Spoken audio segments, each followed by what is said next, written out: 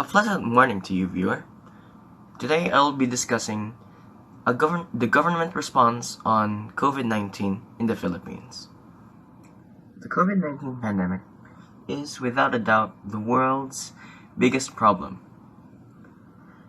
Plenty of people are still adjusting to the new normal, and a lot of people are having trouble doing so. In situations like these, which most of the population has never experienced, it's up to the government to dictate how we are supposed to act during the pandemic in order to stop it. However, it seems we are far from that conclusion. One of the biggest mistakes of the government when dealing with the pandemic is the late deployment of a community quarantine. On December 31st, 2019, the 2019 nCoV was discovered in Wuhan City, China, and was reported in the Philippines as early as January 22nd, 2020. However, the Philippine government was complacent at best and decided to ignore the issue for 2 months until they finally realized a community quarantine. It's hard to say whether or not having an earlier quarantine would have affected the spread very much, but it would have definitely been a sign that the government actually cared for their people.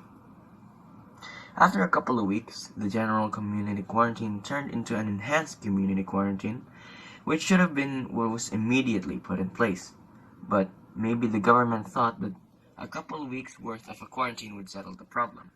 But as we all know, the pandemic was only getting started. I'm not in a position to judge whether or not the response is valid, nor am I in a spot to make a better response in the first place. However, it seems that though I am no professional by any means, I can likely come up with a better solution. Maybe it's not the right one, but it would very likely be better. For instance, I wouldn't have ended the community quarantine during the pandemic's peak, and then reinstated.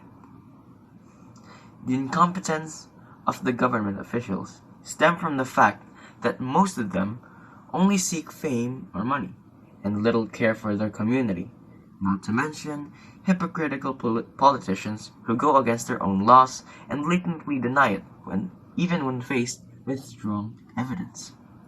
Possibly, they are making these decisions to save themselves instead of other people.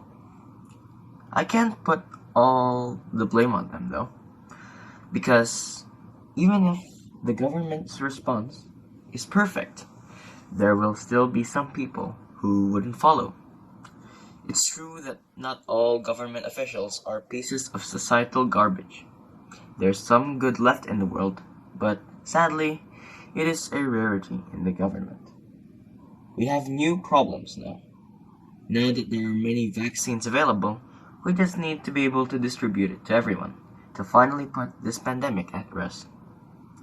And since the government is in charge of distributing the vaccine, there are some delays and problems that they encountered, slowing the process down as expected from the government. One of the things that I noticed in their vaccine prioritization is that they get the vaccine before the general public. It's like they think they contribute so much to society that they have to be prioritized. At least they had the decency to put the people who actually work before them. Not to mention, some of them don't even follow the prioritization at all, strengthening my assumption that they are just trying to save themselves. This whole speech might have seemed like it was made just to point out the weaknesses and the flaws of the government instead of criticizing their COVID-19 response constructively. In a sense, there is some truth to that. However, it seems that simply telling them to do their job is not enough. We need to point out the mistakes of our government and help them fix them.